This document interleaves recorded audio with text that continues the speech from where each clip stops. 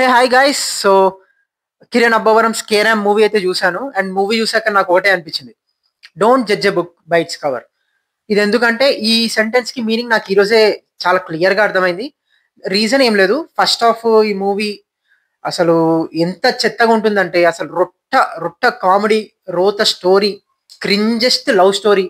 అసలు ఒక్క సీన్ కూడా, అసలు ఆ ఫైట్ ఎందుకు, ఇదెందుకు, అసలు నాకు ఒక్కటి కూడా కనెక్ట్ అవ్వలేదు. సాంగ్స్ కూడా కనెక్ట్ అవ్వలేదు ఫస్ట్ హాఫ్ లో. అసలు ఎందుకురా ఈ సినిమా తీశారు అన్నో. కిరణ్ అబ్బవరం అన్న, ఏందినా ఈ స్టోరీ ఏదనా, అసలు ఎందుకు తీసావన్నా అన్నట్టు నాకైతే అనిపించింది. మధ్యలోనే వెళ్ళిపోదామా అనుకున్నా, కానీ ప్రీ ఇంటర్వెల్ లో ఒక పాయింట్, లైక్ ఒక పాయింట్ అండ్ ఈ movie main story and plot reveal అవుతుంది. సో అప్పటి వరకు మొత్తం రొట్టే, అక్కడి నుంచి మెయిన్ స్టోరీ అనమాట. సో అక్కడి నుంచి మొత్తం క్లైమాక్స్ వరకు మీకు ఎక్కడ బోర్ కొట్టదు, ఫుల్ ఎంటర్టైన్ అవుతారు, ఫుల్ ఫన్ ఉంటుంది, ప్రతి సీన్ లో నవ్వుకుంటారు.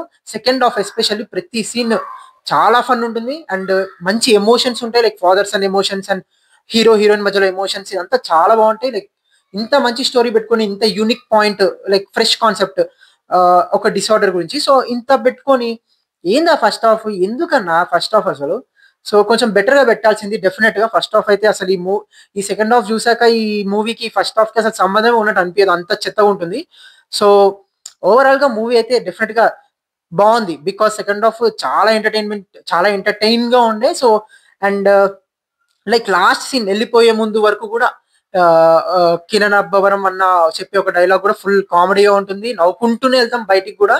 సో లైక్ ఎలా ఈ మూవీలో ఒక లాస్ట్ క్లైమాక్స్ సీన్ ఉంటుంది, లైక్ చాట్ జీపీటీ ఎన్న మలయాళం ఇందు మలయాళం కుట్టియం, సో అలా మలయాళంలో ఏదో ఒక ఆన్సర్ చెప్తుంది అనమాట. సో అలానే ఫుల్ ఫన్ ఉంటుంది మొత్తంగా.